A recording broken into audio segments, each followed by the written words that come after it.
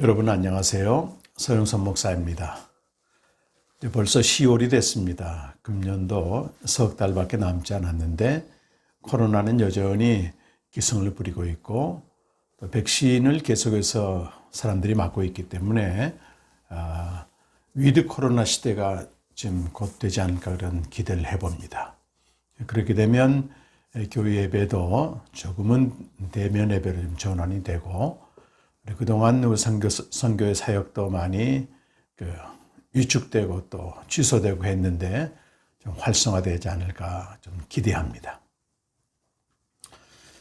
올 1월 1일부터 이달부터 욥기를 묵상하게 됐습니다. 참 성경에서 욥기는 좀 특별한 책이죠. 그래서 특별히 그 고난당하고 재앙을 만난 사람들에게 어떤 소망도 주고 위로도 주고 어떤 카타르시스 할 수 있는 그런 책으로 알려져 있습니다. 그 욥은 우리 아시다시피 언약 백성은 아닙니다. 다만 아브라함 시대에 좀 살았던 것으로 성서학자들은 그렇게 보고 있습니다.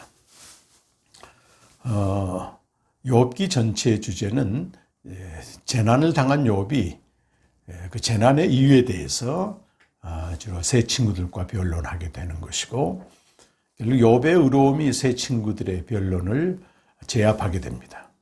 그리고 이제 마지막 부분에 하나님이 나타나셔서 욥에게 직접 말씀하시죠. 그것을 통해서 욥은 전에 귀로 들었던 하나님을 이제 눈으로 보게 되었다라는 유명한 고백을 합니다. 어쨌든 욥이 그 성경의 중요한 인물이라고 하는 것은 그가 종교적인 인간으로서 또는 하나님을 믿는 사람으로서 극한의 상황까지 아주 가장 정상에까지 올라갔으나 또 가장 밑바닥으로 추락한 그런 인물이 되게 돼요. 상당히 극적이죠. 양극화된 인물인데 그를 통해서 그 만물 안에서 우리 인간의 실존에 대해서 깊이 생각하게 되고 무엇보다 하나님을 믿는다는 게 과연 뭐냐?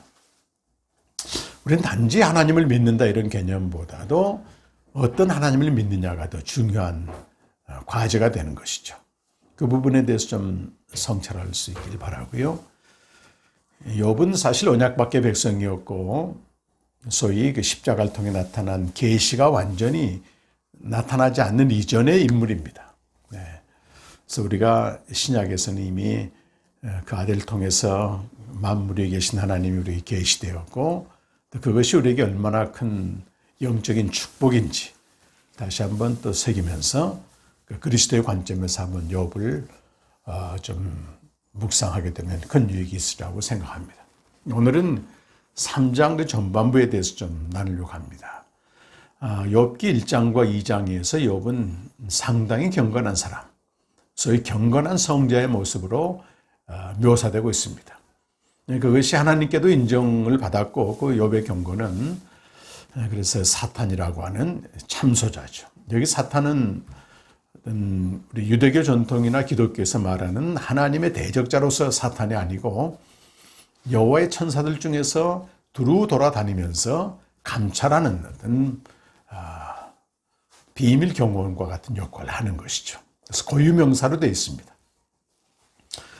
우리가 이렇게 알고 있는 유대교나 그리스도교에서의 사탄은 이미 하나님의 전전에서 쫓겨난 이미 쫓겨난 자입니다. 여기서 나오는 사탄이라고 하는 이름은 두루 돌아다니는 자 그런 뜻이 맞고요. 하나님의 그 천상회의에 이론으로 참석을 하게 됩니다. 그런 관점에서 보시면 되겠습니다. 자, 그래서 사탄이 두루 다니면서 그 욥의 경고를 받는데 하나님께 참소를 하게 됩니다. 그가 까닭 없이 이유 없이 하나님을 경외하겠는가? 그래서 그 이유, 까닭, 어떤 조건을 다 제거해 봐라. 그러면 하나님을 반드시 욕하고 저주할 것이다.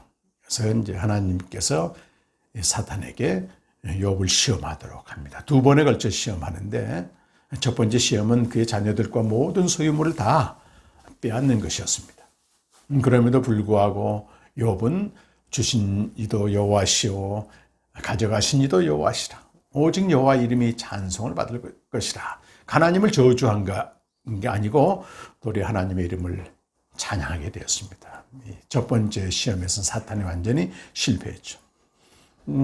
하나님께서 이 욥의 경건, 변함없는 경건을 또 칭찬하셨습니다. 그러자 사탄은 그의 목숨을 빼앗아 보게 되면 그때는 저주할 것이다. 가죽을 바꾸겠느냐. 목숨보다도 중요한 게 없다는 거죠. 그래서 두 번째 시험은 목숨을 끊는 것 말고는 모든 고통을 줄 수 있는, 그것이 이제 머리끝부터 발끝까지 온갖 몸에 종기가 나서 고통당하는 기와장으로 긋고 있는 그런. 이 두 번째 시험에서는 그의 아내조차도 그의 신실성을 비난하면서 하나님을 저주하고 죽으라고 얘기합니다. 욥의 아내는 사탄이 바라는 바를 그대로 이제 얘기한 것이죠. 그러나 욥은 하나님이 축복도 주었다면 재앙도 주시지 않겠느냐라고 하면서 그때도 입으로 하나님께 범죄하지 않은 두 번의 실패, 시험에서 계속해서 사탄을 패배시키고 승리합니다. 그런데 이 욥에게 임한 재앙은 시험에서 승리했음에도 불구하고 지속됩니다. 이것이 하나의 퀘션 마크예요. 시험에서 승리했다면 시험했던 그 재앙들은 거두어줘야 하는데 이 재앙이 거두어지지 않습니다. 그래서 이 재앙이 상당히 오랫동안 지속이 되고 욥의 아내가 욥을 비난한 것도 오랜 시간이 지난 후였다. 70인역에서는 그렇게 성경 70인역에서는 말씀하고 있습니다. 긴병에 효자 없다는 말도 있듯이 아주 이 재난이 지속되는데 경건성을 유지할 만큼 강인한 사람은 없습니다. 그래서 결국 3장에서부터는 욥의 경건이 무너지는 1장, 2장과 전혀 다른 모습으로 욥이 이제 비춰지게 됩니다. 그 사이에 세 친구들이 멀리서 와서 욥을 위로했고 한 7일 동안 침묵 가운데서 욥이 당한 그 고통을 그대로 함께 표현하는 복장을 하고 머리를 또 이렇게 다 밀고 먼지를 이렇게 날리면서 이런 그 복장을 취하면서 이렇게 욥의 고통에 참여하게 됩니다. 7일이 지난 다음에 욥이 먼저 입을 여는데요. 뜻밖에도 그의 생일을 저주하는 그런 내용입니다. 3장은 3장 1절에서 10절까지는 그의 생일을 저주하고 11절에서 19절까지는 그가 사사나 태어났을지라도 바로 죽기를 바랬는데 그렇지 않았음을 또 탄식하고 있고 20절에서 26절에서는 지금이라도 좋으니까 당장 죽었으면 좋겠다. 하나님을 직접 저주하지는 않지만 생명 자체를 저주하게 됩니다. 결국은 에둘러서 하나님을 저주하게 되는 것이죠. 오늘 3장 2절에서 전체 마지막 26절까지는 자기 생일을 저주하고 자기의 운명을 저주하는데 울부짖는다. 이 세번역 성경에서는 울부짖으며 이야기를 했다. 그런데 내용적으로 보게 되면 시적인 언어로 묘사되고 있습니다. 시적인 언어로 묘사되고 있습니다. 제가 3절, 4절을 세번역 성경으로 한번 보겠습니다. 내가 태어난 날이 차라리 사라져버렸다면, 남자아이를 배웠다라고 좋아하는 그 밤도 망해버렸다면, 그날이 어둠에 덮여서 높은 곳에 계신 하나님께서도 그날을 기억하지 못하셨더라면, 아예 그날이 밝지도 않았더라면, 세번역 성경으로 제가 읽었습니다. 욥은 현재의 고통이, 현재의 재앙이 너무 크기 때문에 자신이 결코 태어나지 않기를 바라고 있습니다. 이것은 하나님에 대한, 조금 전에도 말씀드렸지만 직접적인 저주는 아니지만 하나님이신 생명에 대한 저주입니다.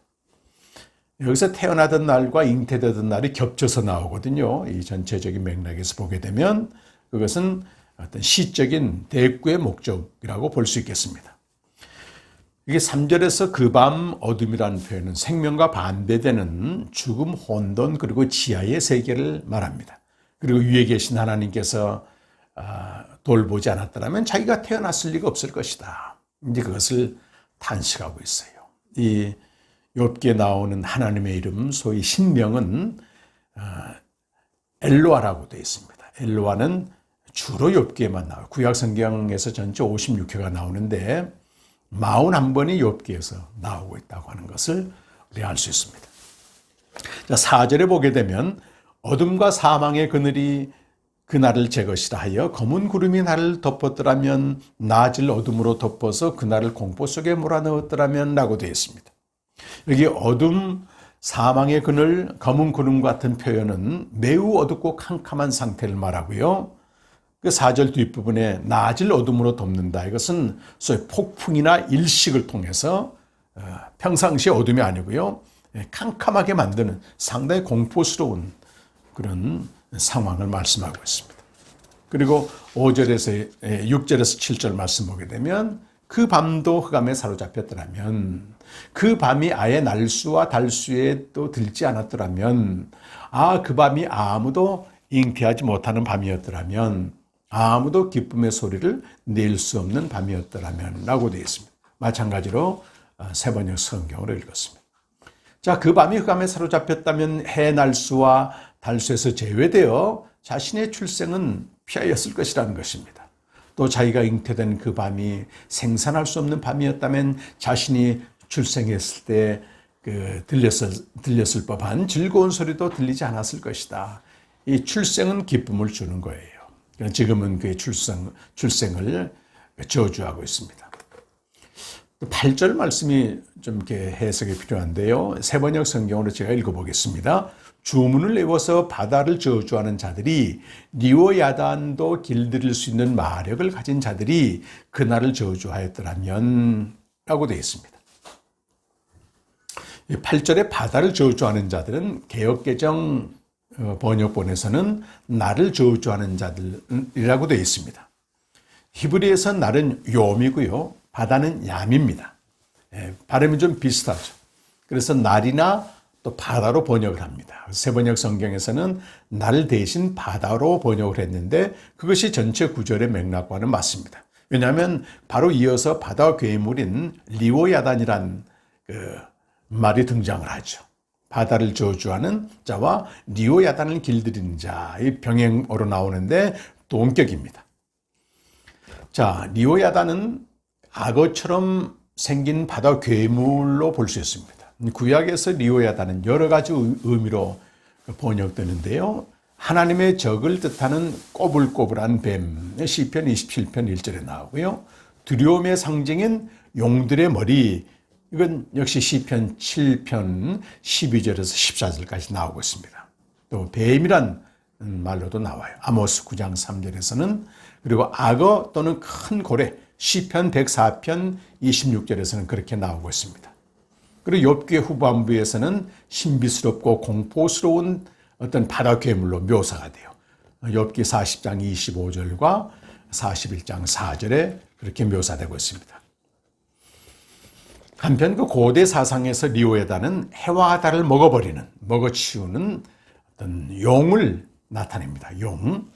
특히 가나안 사회에서, 가나안 신화에서는 창조를 혼돈에서 질서로 바꾸는 과정을 뜻합니다. 그런데 바알이 무질서를 대표하거든요. 그 바알의 이름을 리오야단이다, 바다 괴물이다, 그렇게 표현을 합니다. 이 바다 괴물은 해와 달을 삼켜버리기 때문에 갑자기 날이 어두워지는 현상이 발생한다고 믿습니다. 욥은 바로 그렇게 얘기하고, 만약 그렇게 됐더라면 욥은 그날 태어나지 않았을 것이다 라고 말씀하고 있어요. 9절 말씀도 역시 세번역 성경으로 읽습니다. 그 밤에는 새벽별들도 빛을 잃어서 날이 밝기를 기다려도 밝지를 않고 동트는 것도 볼 수 없었더라면 좋았을 것을. 자, 욥은 계속해서 자기 생일을 저주합니다. 즉 새벽별들이 빛을 잃어 날이 밝지 않았다면 자기가 태어나서 그 동트는 것을 볼 수 없었을 것이라고 얘기합니다.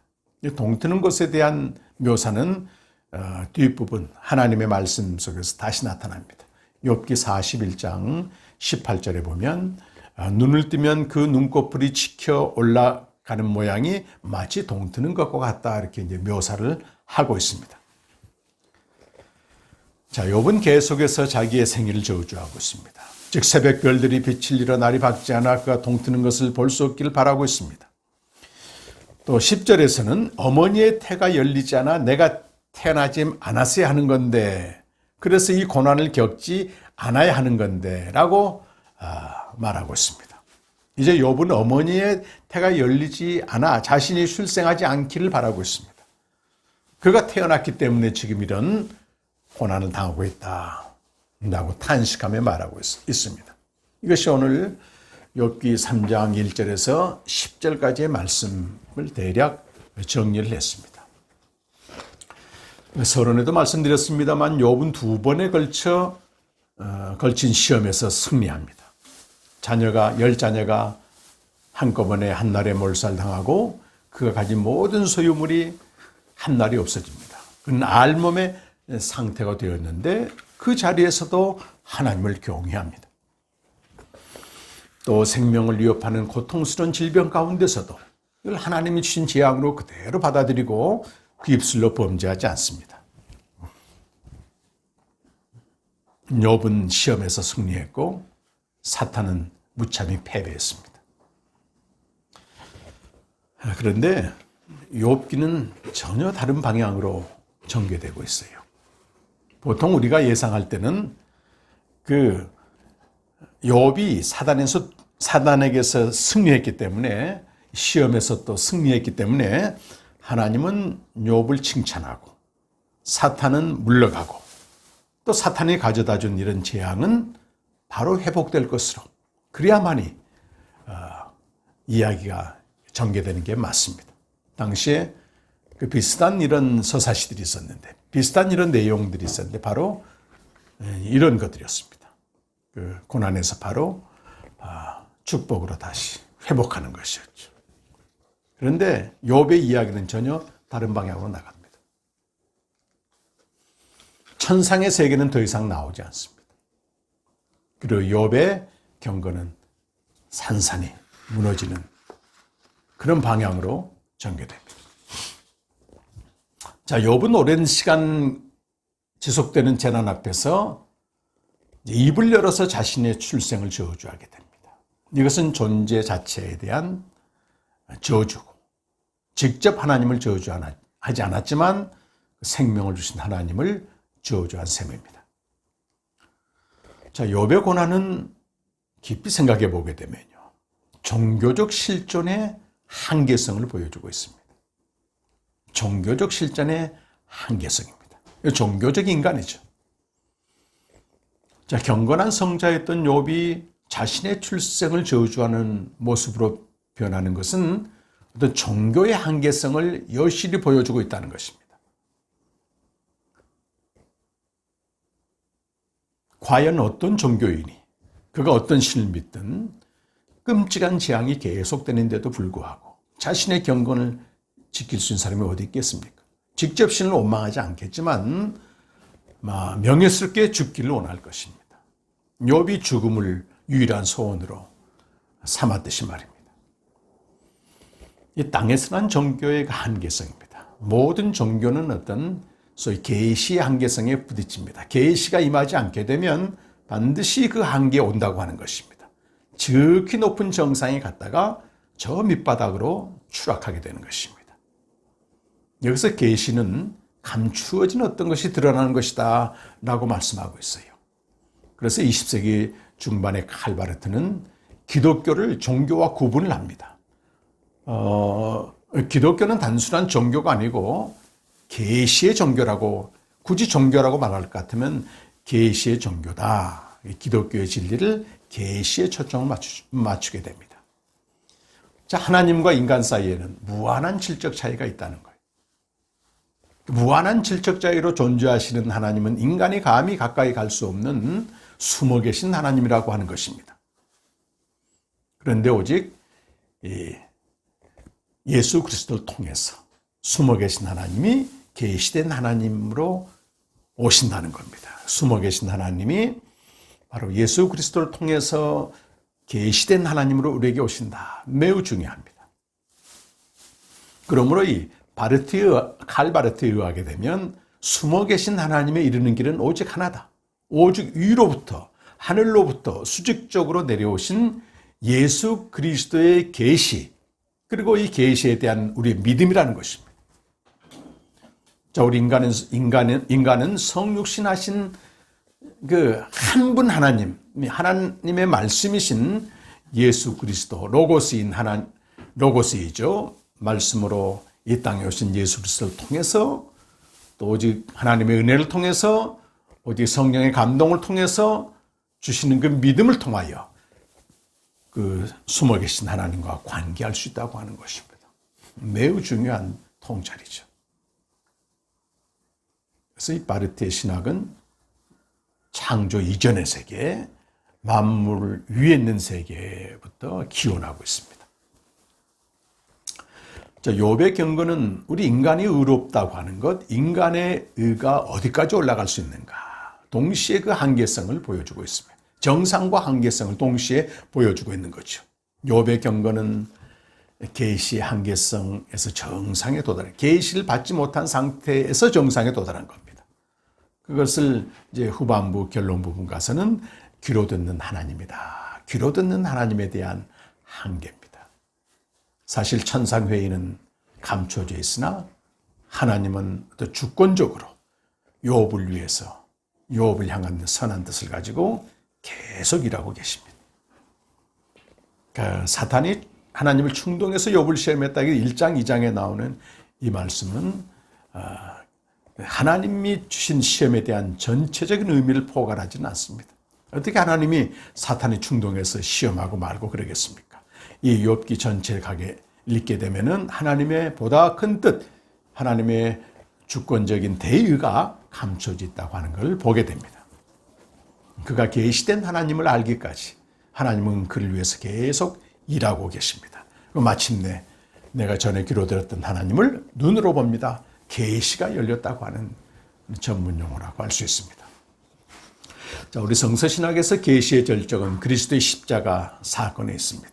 그리스도의 십자가 사건은 숨어 계신 하나님이 존재하시는 하늘 지성소의 문을 여는 사건이었습니다. 마태복음 27장 51절에 보게 되면 예수님이 십자가에 죽으실 때 휘장이 찢겨지고 지성소로 들어가는 문이 열렸는데 이 하늘 지성소로 들어가는 문이 열린 겁니다.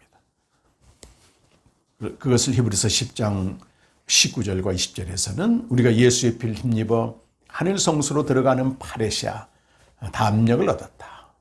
그 길은 구약시대 이전에는 열리지 않았던 새로운 길이요, 또 생명의 길이다. 휘장, 찢겨진 휘장은 찢겨진 그리스도의 육체라고 말씀하고 있습니다. 예수 그리스도의 십자가 사건은 단순히 우리 죄 용서에 그치는 것이 아니고 숨어 계신 하나님, 하늘 성소에 계신 하나님을 우리에게 계시해 주시는 계시의 절정이라고 말할 수 있습니다. 매우 중요합니다. 자, 예수 그리스도는 의인이셨습니다. 그러나 불의한 자를 대신하여 그 십자가에 죽으셨죠. 이것은 그가 우리를 하나님께로 인도하게 합니다. 숨어 계신 하나님을 계시된 하나님으로 우리에게 인식시키는 것이라는 겁니다. 베드로전서 3장 18절 말씀입니다. 그리고 베드로전서 2장 21절에서 25절 말씀은 바로 의로우신 그리스도가 나무에 달려 죽으심으로써 우리 죄를 담당하시고 우리를 죄인에게서 의인으로 만들었다. 날 때부터 죄인인 옛사람이 죽고 하늘로부터 태어나는 새 생명을 얻도록 하기 위함이다 라고 말씀하고 있습니다. 자, 여러분, 십자가는 사람이 당할 수 있는 가장 끔찍한 고통이고 또 죽음입니다. 만물 안에서 경험하는 모든 고통은 십자가 안에 다 포괄되어 있습니다. 십자가 고통 안에 말입니다. 자, 의로우신 그리스도께서 가장 끔찍한 고통과 죽임을 당하셨습니다. 이제 믿음으로 의롭게 된 자, 영원한 생명을 얻은 자는 바로 그의 자취를 따라하게 되는 것입니다. 욥은 고통과 재난의 어떤 극한 상태에서 결국 무너집니다. 그러나 영생을 얻은 자, 그리스도 안에 있는 자, 그리스도의 십자가 안에 있는 자는 그 고통과 재난 자체를 하나님의 은혜로 받아들이고 하나님의 인자와 긍휼이 부어지는 것으로 받아들이게 되는 것입니다. 죄인으로 태어난 옛 생명에 대해서는 저주할 수 있지만 하나님께서 주신 새 생명은 결코 저주의 대상이 될 수가 없습니다. 계시의 문이 열리는 겁니다. 그래서 우리가 신앙생활을 처음부터 이 진리를 알고 계시된 하나님을 아는 것이 아니고 어쩌면 숨어 계신 하나님을 믿는 신앙생활을 하게 되는 겁니다. 그리고 그 고통과 재난의 끝에 그리스도의 복음이 계시될 때 우리는 초월하시는 만물 초월에 만물에 계신 하나님, 계시된 하나님을 만나게 됩니다. 제가 이 2009년부터 이 복음생명 캠프를 열어오면서 이 만물에 계신 하나님, 복음을 통해서 들어가는 그 하나님에 대한 말씀을 계속 전하고 있습니다. 특히 제가 한 분 생각나는 분이 우리 강미경 집사님이라고. 이분은 정말 욥처럼 20대 초반부터 한 30년 이상을 교회가 요구하는 모든 신앙의 행위들을 다 했습니다. 매일 2시간 이상씩 기도하시고 또 봉사하시고 헌신하시고 그 일생 전체를 주님께 바치는 그런 삶을 사셨어요. 그분이 이제 우리 주말 캠프 때마다 오셔서 좀 삶을 나누시는데요. 이제 그가 이런 한계 상황에 온 겁니다. 욥처럼 그의 소원은 유일하게 하나, 죽음이었습니다. 빨리 죽어서 이름 쥐도새도 모르게 없어지는 것. 교회에서 보게 되면 경건의 활동이 정말 탁월했기 때문에 좋은 믿음의 집사님이셨어요. 그 한계 상황, 매일 죽음을 구하던 그에게 만물 위에 계신 하나님에 대한 이제 인터넷 그 방송을 통해 소개된 깜짝 놀랐다고 하는 것. 저 세계가 있구나. 그러면서 1년 내내 그 에피소드 34강을 계속해서 들은 것. 그러다가 우리 캠프에 오셔서 바로 만물에 계신 하나님과 교제는 말씀 묵상을 통해서 된다는 걸 알게 되고 그때부터 지금까지 매일 말씀 묵상하면서 정말 이제 그분을 가끔 만나거나 연락을 보게 되면 언제나 성령 충만하고 기쁨과 평안함으로 넘치는 그 에너지를 가지고 교회를 또 섬기고 있습니다. 지체들 섬기고 있습니다. 그렇습니다. 우리가 하나님이 그 아들을 통해서 계시된 만물에 계신 하나님은 어떤 인간이 만물 안에서 당하는 십자가의 고통과 방부라는 그 끝에서 만나게 되는 겁니다. 저 역시 마찬가지입니다. 정말 열심히 하나님을 믿었고 종교 활동을 했고 또 경건해지기 위해서 부단히 노력했습니다. 그러나 그 한계가 왔습니다. 비참하고 철저하게 무너져 내렸을 때 정말로 지금 돌아보면 하나님의 은혜인데 그 말씀 앞에 나아갔을 때 하나님이 만물에 계신 하나님을 보게 하시고 또 계시된 하나님으로 제게 오셔서 얼마나 감사한지 모르겠어요.